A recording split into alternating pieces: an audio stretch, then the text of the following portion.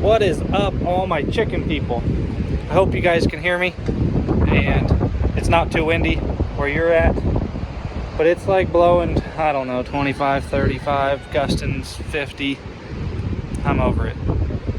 So anyway, I forgot to film an intro to this video yesterday. Yesterday was a busy, chaotic, run around everywhere kind of day, but we ran up to a friend's place and picked up a new longhorn squeeze chute, so that's what we're doing today. So I hope you guys enjoy this video and everything we did. Hope you guys aren't getting too much wind where you guys are at. It was 90 degrees yesterday when we did this. Now it's like 60 degrees with a cold front, north wind. Another day in Kansas, I guess. But anyway, one more or a couple more days here for pre-orders on the t-shirts. We got more stuff in stock, so if it was out of stock last time you looked, it might be in stock now. We're working diligently to get orders filled and out on time. But anyway, enjoy today's video.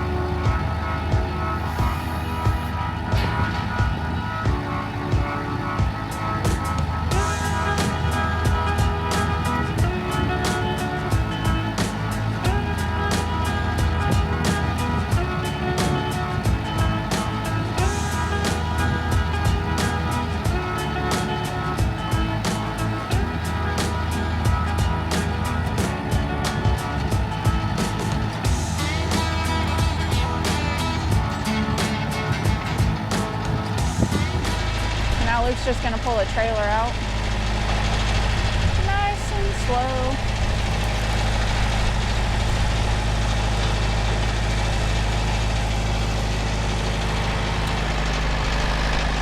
And that's how you do that. All right, our brand new, not so new squeeze chute for our longhorn.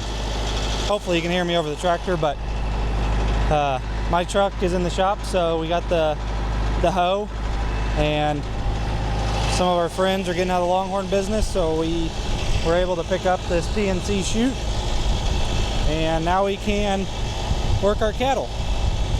And I can have neighbors that are awesome enough to let me borrow their tractor.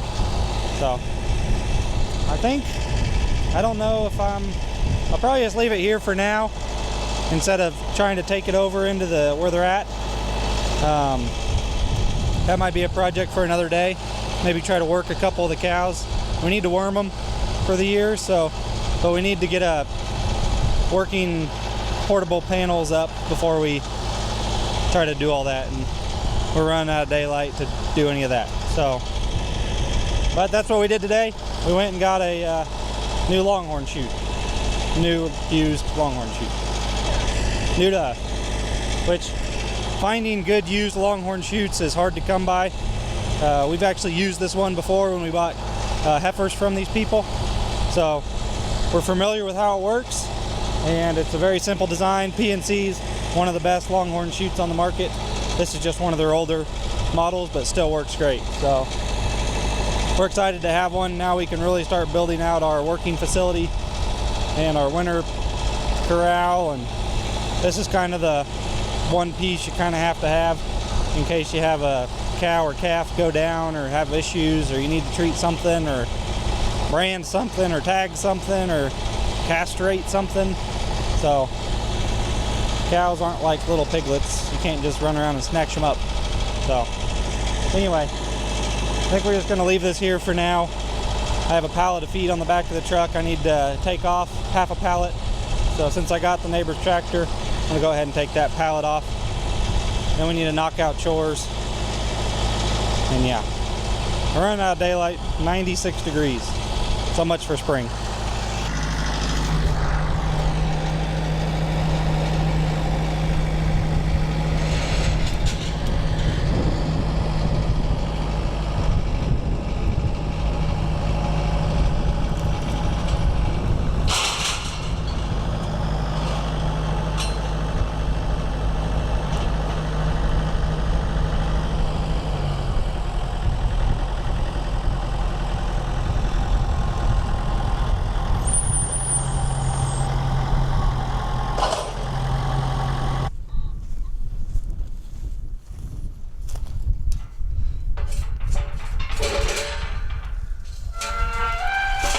So if you're not familiar with longhorn specific chutes, you can really work any cattle in this, not just longhorns, but this is a chute made for horned cattle.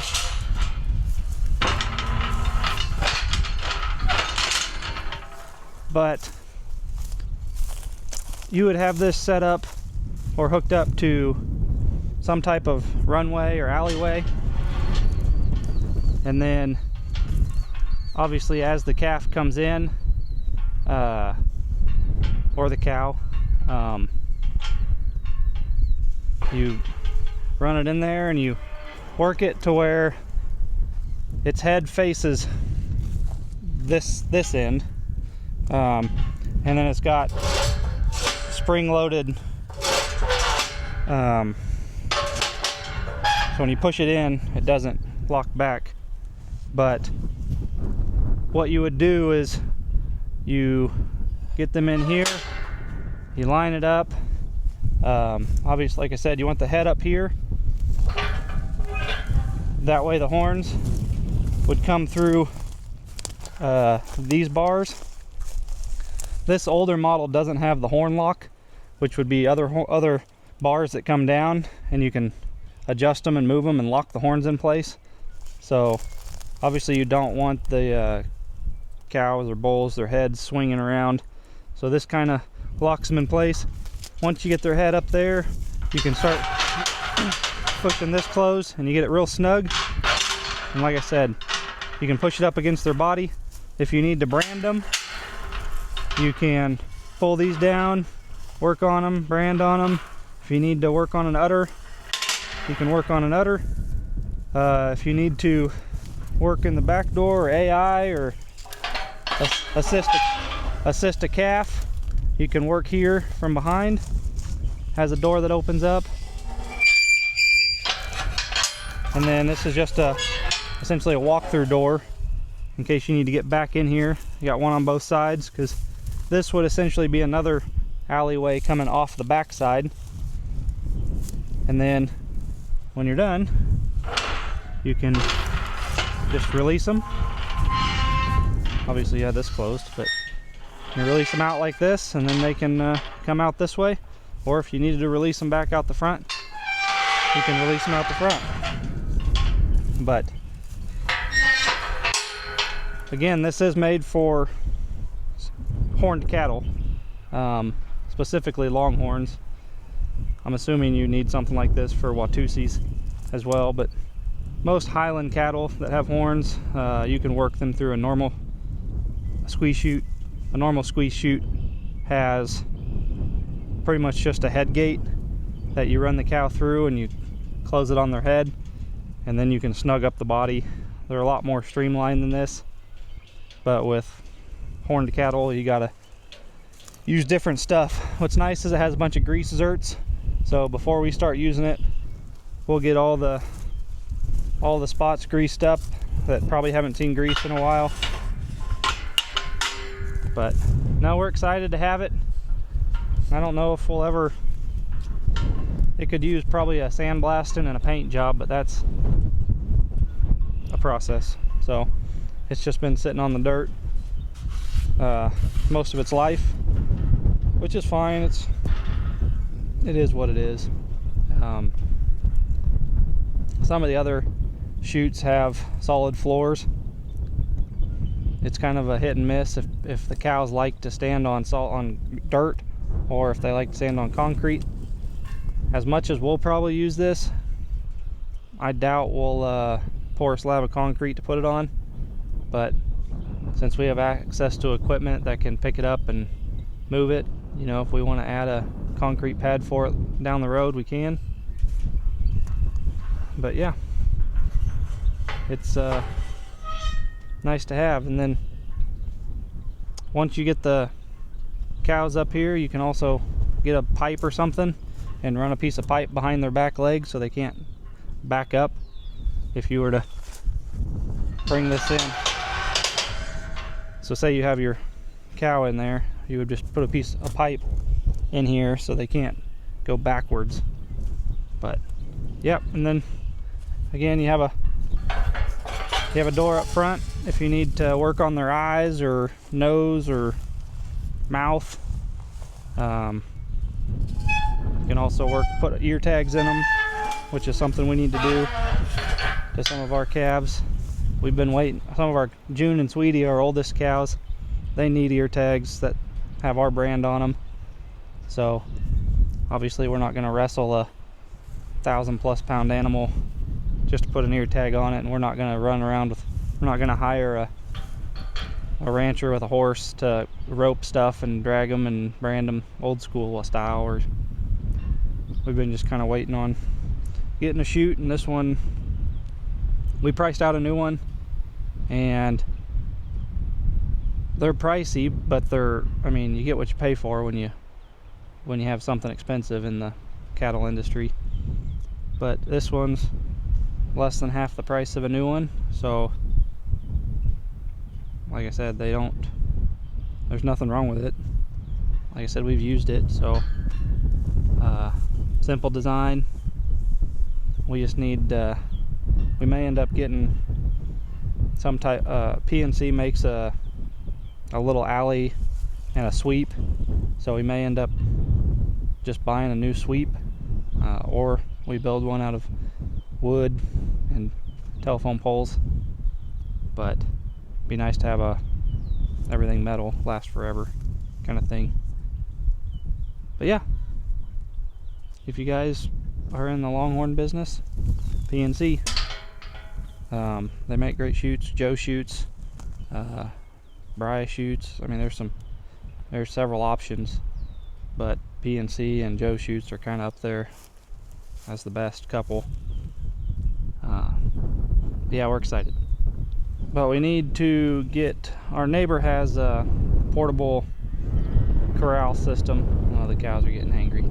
A portable corral on a trailer. So we'll go borrow it and get it all set up, then get this in there, and then start getting the cows used to eating cubes out of it, or in it, and then we can try to grab a few here and there, or try to work them all at once. So anyways, awesome addition to the farm.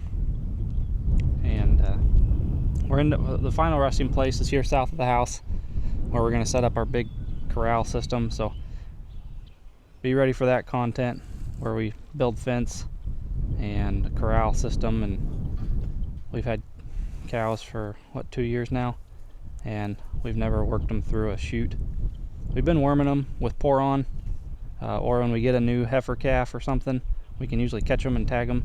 We do have a little squeeze chute for like goats and sheep that we've used for catching the calves or working the calves, but we haven't done it this year, and we've been kind of trying to get this and back and forth, and so we've been putting it off.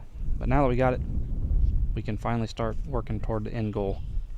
And we're gonna like I said, we're gonna work this south of the house once we get hot wire fence up. We've been waiting for some other cows to be moved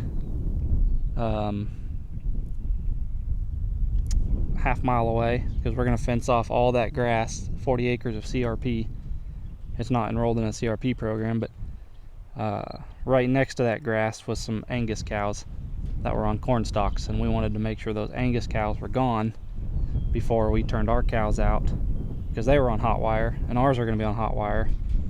And we have a bull now, so I didn't want our bull to see a sexy cow across the fence and go help himself to some ladies. But they got moved today, so in the next couple days, I'm gonna get the brush hog on the tractor, mow the perimeter, and then we get to run essentially a little over a mile's worth of hot wire fence. And that's where they're gonna spend the summer, on that grass. The grass gets 6 foot tall. I need them to keep it at waist high. That way it's a lot easier and more enjoyable pheasant hunting. And that's the whole purpose we got into cows, was to manage the grass for pheasant hunting and manage the landscape. And we have access to 160 acres south of the house to manage, so I think the cows and their manure and their grazing ability will help us do that. So perfect solution to not a diesel tractor with a brush hog and other machinery. Use cows. Anyway, let's go unload a pallet of feed, and then we gotta knock out chores. We gotta collect eggs. Tomorrow we gotta set eggs. I need to bust out tonight. I need to bust out the project DIY incubator, get it fired up, and make sure every temperatures and everything are fine. So when we set eggs, I think we're going to set half the eggs in that incubator tomorrow and half in the GQF, so you have a control. And here in a couple weeks, we'll figure out how good my homemade incubator is, and if it works, then we'll try a second option, and then we'll keep tweaking it until I'm happy with it, and then I'll figure out if I'm gonna sell the plans or give them away for free. So anyway, let's go unload 20 sacks of layer pellets. Went to the feed store this morning and got some feed, so we're going to get it unloaded. They put it on a pallet for me instead of just throwing the bags in there.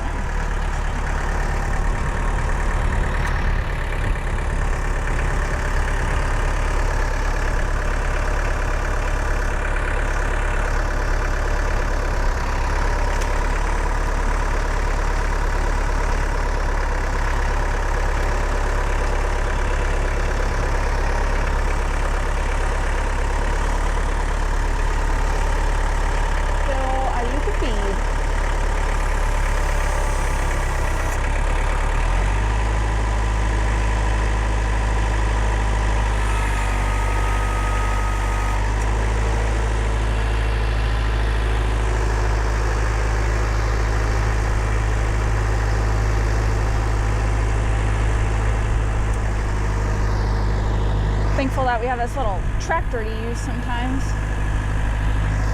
It's very helpful. Tractor will probably be one of our next bigger investments, or a skid steer, one of the two. We could always get forks for a skid steer too.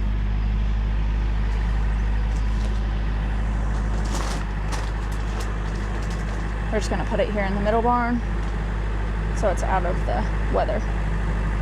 And then it's easy access to come grab it too.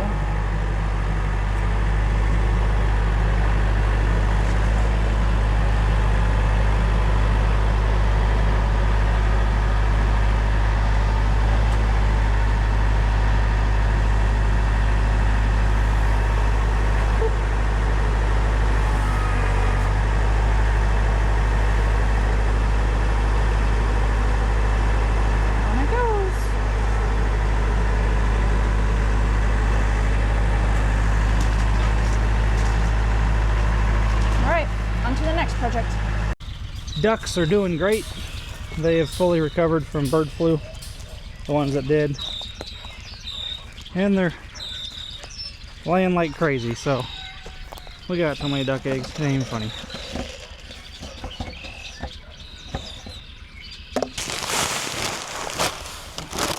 But this time of year we switched them from holding pellets to 20% layer pellets. I'm not sure if we needed the duck eggs, but since they're cranking out duck eggs, we want to give them a higher protein.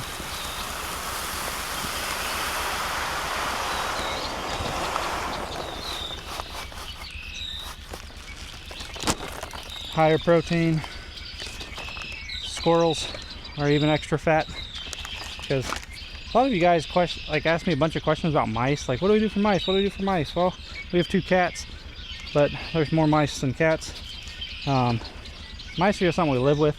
They aren't in our chick building, our brooder building, so we don't combat mice with our chicks. I'm sure there's mice that eat all sorts of feed out here. Do I lose $100 a year to mice? Probably not. It's just part of the ecosystem, I guess. It's hard to manage something like that when you have a setup like this without spending a bunch of money, and it just gets complicated. It's easier to have one style of feeder, and when you got so many birds, and I don't know, it is what it is. So a little feed on the ground. Don't panic, people. The ducks will have that all eaten up before dark. So, but yeah, they're cranking out eggs. They scatter eggs everywhere. I wish they would just pick a dang spot and lay an egg. But duck eggs never stay clean. That might be the cleanest duck egg on the farm ever. We put straw everywhere and huts and brush piles. We have a whole giant bin here, old grain silo, just for the ducks, and they never even go in there. When we had the Sebastopools, they would nest in there.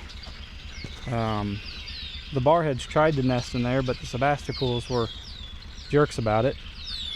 But since all the Sebastopools died from bird flu, maybe the barheads will sit on eggs and make babies, because we're going on like 3 years with barheads without making any babies.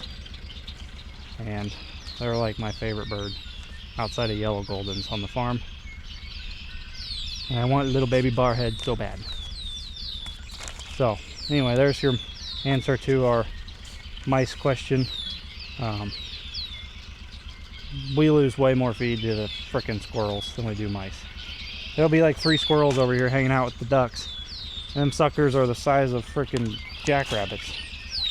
Those some turds. Right there, guys, a wild Chinese ringneck pheasant hanging out with the piggies. Yep. We see pheasants in here all the time with the pigs scratching in their poop and eating the corn and the alfalfa bale, and that's what that guy's doing. He's just being cleanup. Usually we have 50 chickens over here scratching through all the pig pen, but now we only have a handful of free-range birds. Ooh, pigs are getting hangry. I see you. I see you. Wilbur, have you been a good pig? Come here, Wilbur. Come here, buddy. Come here, buddy. Come here, big guy. Yeah, I know. You want a quail egg? Oh, yeah. I got 250 more where that came from. Oh, yeah. Good job, buddy. Nom nom nom nom nom nom. They're like little raisins. Little grapes. Oh, man. It's just a bottomless bowl of shrimp. They just go down so easy.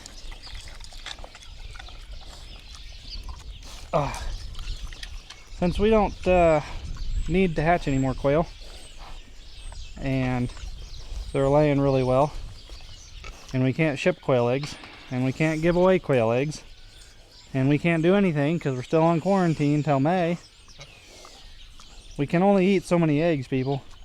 A lot of you guys give us suggestions on what to do. Yes, we can preserve eggs, like dehydrate them or freeze dry them or scramble them and freeze them, but we're gonna always have eggs, so it's not like we're gonna have a shortage of eggs anyway. So this is gonna hurt some people, but it ain't gonna hurt the pigs because they love eggs. Ain't that right, Wilbur? All right, the rest of these guys, we'll give them a scoop of feed and the rest to get the other bucket of eggs.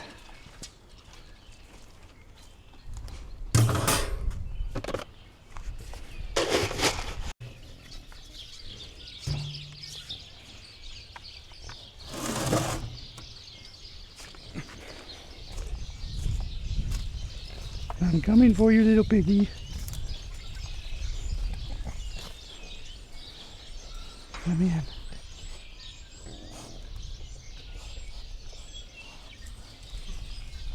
You want to close this behind me?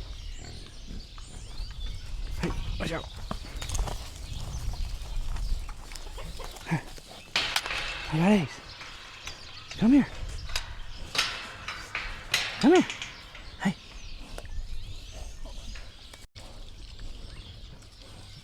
You want a quail egg? Come here. Oh, look at there. Hey. Well, watch your step there, buddy. Hey, hey. Here.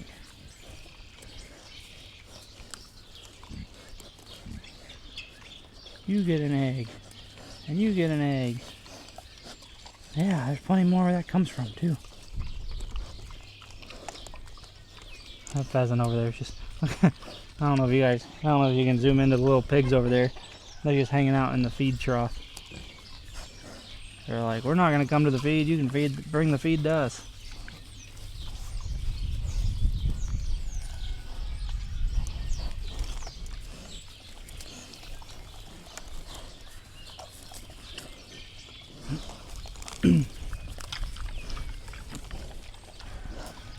Can you see him over there?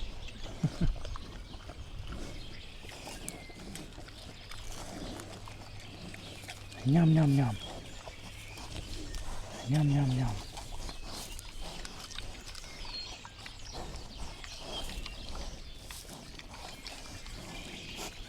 Another one? So come here. Oh. Okay. Hey. Alright. I'll go put it in the bucket. Watch out, piggies!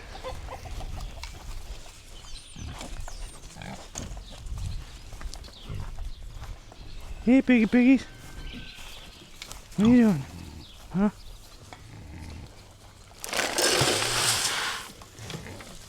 Whoa. Sorry to wake you up from your little snooze. Hey, Mama. How's your little babies doing? They're getting big.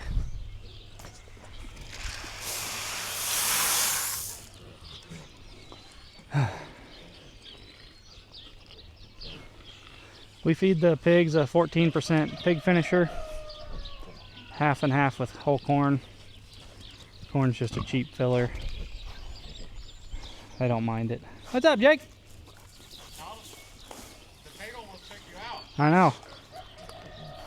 You want to help catch some piggies and cut some nuts? Nah, not today. Not ever. I didn't want. Well, it was a good learning experience. It was a good team bonding experience. We got 3 out of the 4 boys. That's bad. Yeah, well. At least it's not like that one time we had to do like 20 of them.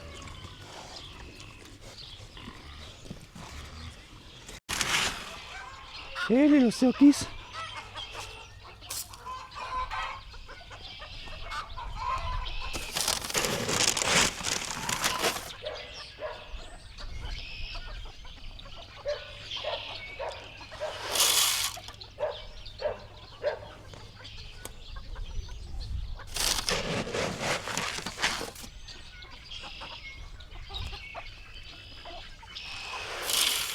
So it has come to our attention that some of you guys in the comments are not very happy that I put a frizzle rooster in with frizzle hens. So in that video I discussed we were sorting breeders.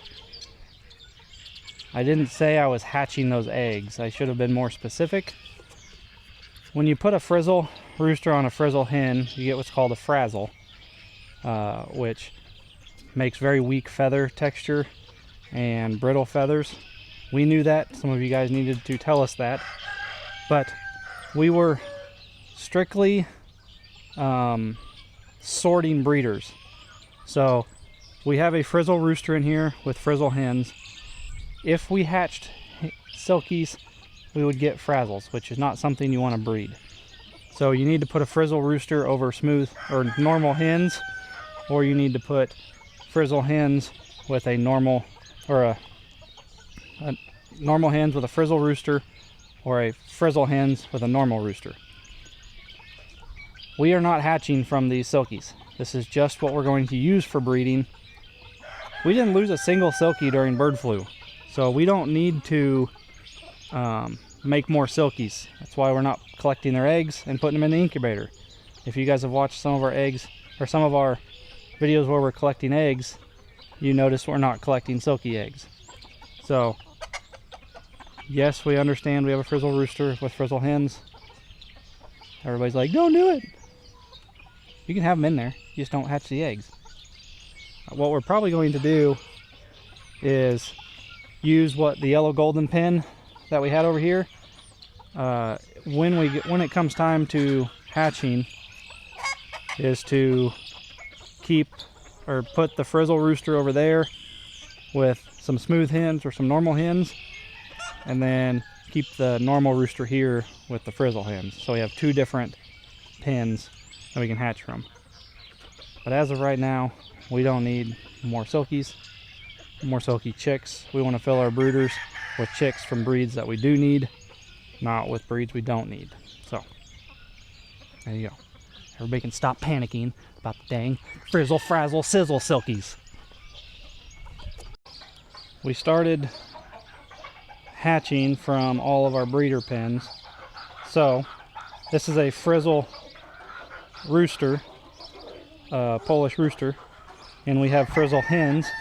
So like I said before, we're taking the frizzle rooster out and not breeding him with frizzle hens. There you go, people. We did take so we had an olive egger pen, which was a French black copper Moran rooster with Americana hens or Easter egger hens. We were trying to make olive eggers, but a lot of the hens that were in that pen, we bought them as Easter eggers, and only one of them laid blue eggs. So we're not going to make olive eggers. And I don't know if we're going to make olive eggers in the future. I think we're just going to go back to normal, like standard breeds, instead of making mixed breeds. There's a lot of other people that sell olive eggers out there. And if we are going to carry French black copper Moran hatching eggs eventually. So we are going to get back into dark chocolate egg layers. And we still have lavender Americana, so we're going to have blue egg layers and dark brown egg layers. So if you buy, let's just say 6 Moran eggs and 6 lavender Americana eggs from us, you can hatch purebred Morans and purebred Americanas. Then you can raise those up and breed them together and make your own olive eggers. So we have the option for you guys to make your own olive eggers, but we're not going to make them.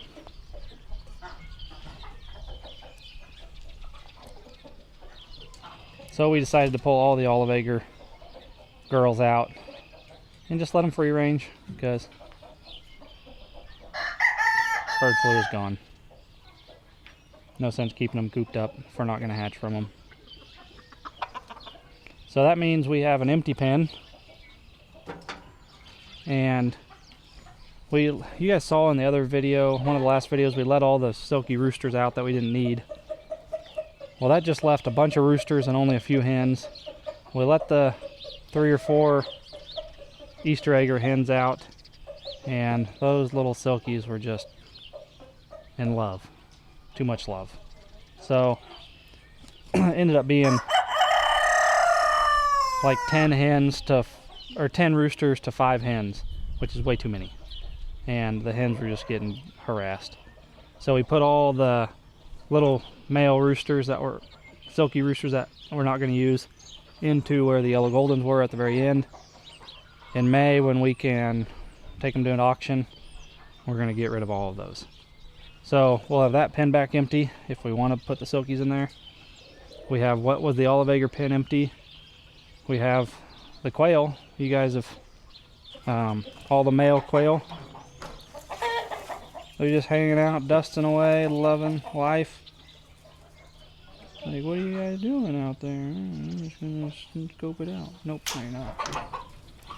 So this was the pen that had the millies and the seramas, and they all died from bird flu.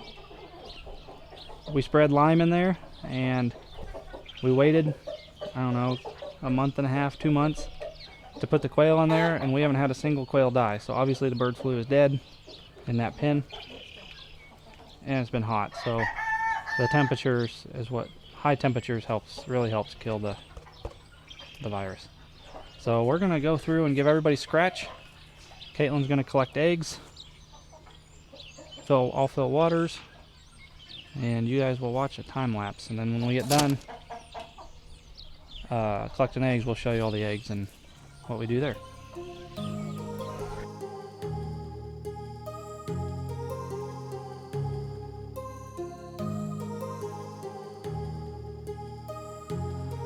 My heart rages around like an ocean in my head because there are. We got all the chores done. Chores are a lot faster nowadays without as many birds, which sometimes is nice. Sometimes I miss the hour-and-a-half chores just because there's almost so many birds. But we got the pheasants. We need to move their water because we need the wheat to grow. So a lot of you guys were curious, so like, well, how do you catch the pheasants now they're in a big pen? Well, I'm in what's called a catch pen. Inside this pen is another pen, and inside this pen is a runway. So it's kind of makeshift right now, but there's an alleyway here we made with panels, so if we need to catch anything, when we had chickens in here, we could just run them around in here, run them down this alley, run them into the catch pen, we could catch them. So now you know how we catch chickens. And I put a gate here because I had a panel with a gate. And yeah, so if you guys can see here, there's panels all the way down here. So anything we put in here, we just run it down to that end, around the panel, down into this catch pen. I have another pen right here. That's a 10 by 10. So before when we got into the breeder pens, we built this pen first before we did any breeder pens, and the goal was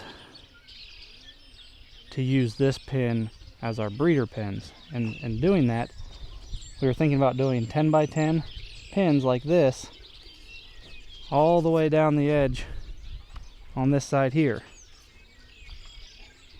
So what that would, I think there's 12 telephone poles. So essentially I think we could put 11 breeder pins, so they would be 10 by 10 pins inside this one big pin. And so the initial goal was to be able to have a gate down here at the end. You'd have a net over the top, so each pen had a breed, and then it had a gate, and you could, every day you could let out a different breed, and they'd have access to the yard. And like I said, you could grow whatever grass in here. And if you only had, let's just say 10 chickens in a breeder pen, 10 chickens a day on, I don't know how many square feet this is, but if it was all grass, it wouldn't be that big of a number. I think you could grow grass with just 10 chickens a day in here. But then we started crunching numbers, and we were like, well, if you have a 10 by 10 pen, now you have to have a coop in each pen, or a coop on the outside. Then we ran into the barn being a part of the problem on that stretch of it, and it was just going to be more work to have a coop per pen, and it still wouldn't have a roof over the top, so it'd still be a muddy mess. And it's just, we built the pen. It still works as a great pen. It just doesn't work as a great breeder setup. I think it'd be a cool setup if we got into exotic pheasants, like have 12 10 by 10 pens. Pheasants don't need roofs, so I think it'd be cool to have 12 different breeds of exotic pheasants. Maybe have 5 hens and a rooster per pen of all different color of exotic pheasants. I think that'd be super cool, but I think this pen is just gonna stay a big grow out pen. Anyway, I'm gonna move this hydrant. Or move, not the hydrant, but move the sprinkler.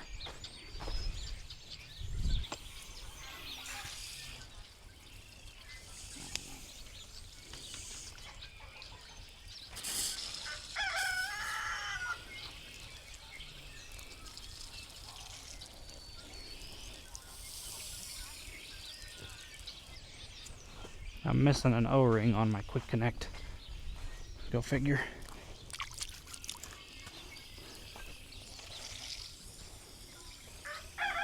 So I'm losing pressure. A lot of the water's coming out of the quick connect because I'm missing an O-ring. Add that to the to-do list. So we'll let that run here for a few hours. This is our third move. I haven't seen the pheasants. There's still a lot of wheat on the ground, so obviously they aren't eating all of it. But hopefully, we really just need an actual rain, then I wouldn't have to do this. But like I said, we haven't had rain for a while, a couple months. So we get to make our own rain. But anyway, the pheasants are all doing good in here. The great pheasant migration was a success. And yeah, chores are done here. We still need to feed the cows. They're out there just eyeballing me everywhere I go up here. So they know it's past cube time. Let's go get them some treats. Action. Action. Okay, these are my eggs in my egg basket that Luke's mom made me. Or him, I don't even know. Made somebody. But we have different colored in here. So these are Lavender Americanas, Coronation Sussex. What else we got? Some Polish. Well, Salmon Faverolles. And then these are just eating eggs, so I don't mark on those. I just put them in here. That's a Lakenvelder egg. We all have to add a rooster to the farm when we're out of quarantine. I don't know. There's some other ones. They're mostly just tan eggs right now. We don't really have any fun colored egg layers except for the Lavender Americanas. So we're going to put these in the incubator tomorrow because we always set eggs on Sunday. So we're going to put these in the incubator tomorrow and have some little chickies.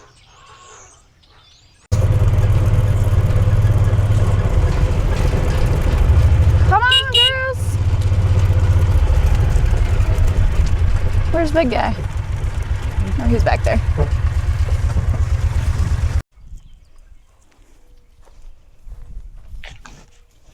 Oh! I'm not a dang pig. Down there. Hey, be nice. I dropped it down there.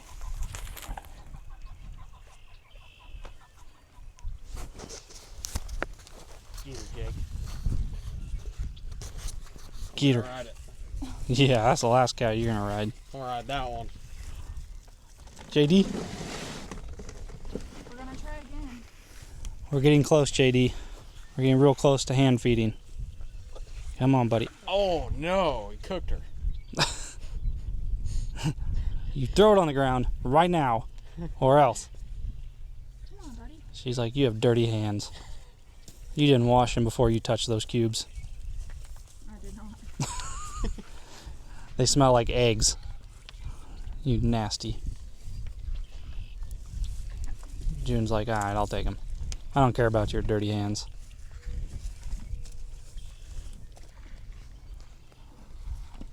He'll probably eat out of your hand. Like, I don't trust that funny-haired fella. I don't know. He's getting pretty good. But these guys don't know it yet. Oh, is Steve gonna eat a treat? Oh, so close. Sweetie is just drooling.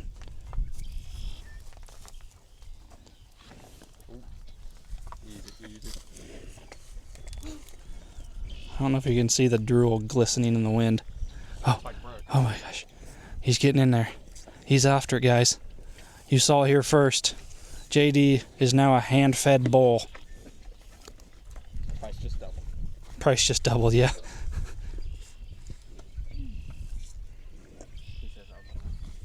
Get that tongue out there. Yeah. I'll have to show John. Oh, no. He's all about it now. He's committed. Give him faster. Give him more. I don't care about your stinky fingers. I want all of them. Yes. You see that, sweetie? Best day ever. Did you see that, sweetie? Your boyfriend is now one of you guys. It only took about a week. Get him warmed up.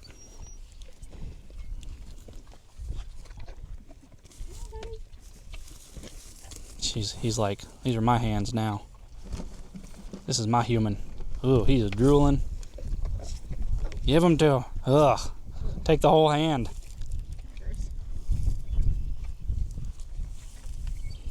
There will be a time where you will eat non-stop out of a hand, JD. Hope I make a good narrator. Once we get the chute set up, we'll be able to get all the cows in there and get a horn measurement. Maybe even preg check cows. Making friends with Lucy over here? Yep. She's pretty vicious about the way she grabs it. Yeah, she utilizes every inch of her tongue to get every part of the treat. Jane! What's up, Jane? Well, here comes the boss.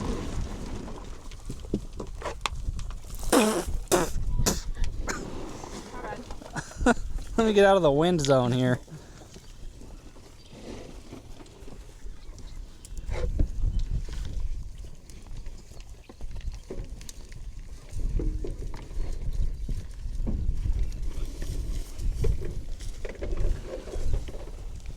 There's JD's coloring. Look how gorgeous that color is. It's like a black speckled brindle. Such a gorgeous bull. Reba! Oh, you got the fence. You can ride that one. Yeah, she likes to wrestle. Probably could ride that one actually. She's like, stop touching me and keep feeding me. See, I didn't even get a treat. Here, give me a couple for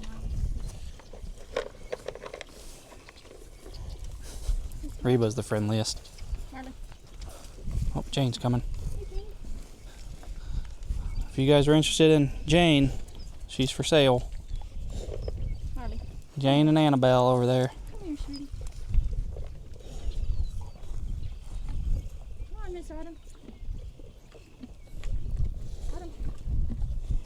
I only got a couple. Oh. Here. Yes, Texas Longhorns are vicious.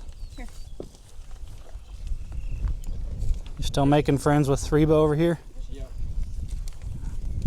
Here comes June. Try to touch her head. I don't know about that. I wouldn't suggest it. What?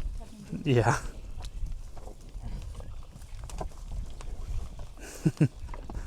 I see you're not as ballsy to touch. Easy. Her horns are much bigger. And she You does can not. also run through the fence. Trixie. You're getting all brindly, girl. Alright guys, that's all I have for this video. I know it wasn't anything interesting, but we got a new squeeze chute. It's a big deal on the farm, and that's what we're after today. Spent most of the day going and getting that and getting it home in one piece. So, big step for the farm. Now we can really be longhorn ranchers, farmers, whatever you want to call us. Anyway, you know the deal. We love you guys. Don't haggle with your egg supplier. Go to the website, buy some stuff. T-shirts for the pre-order ends on this coming up Wednesday. Jake's girlfriend made some more freshies, so they're going to be on the website. We sold out so quick. So support Jake's girlfriend, and yeah, we love you guys. You guys are awesome. I say it every time. I mean it. Caitlin and I both love doing this. Love making content for you. Got a lot of things coming up this spring. We're excited to be out of quarantine so we can really take off because we have some cool stuff in the works coming out of this bird flu nightmare. Anyway, we love you guys. Don't haggle with your egg suppliers. Buy your chicks local, and we'll see you guys on the next one.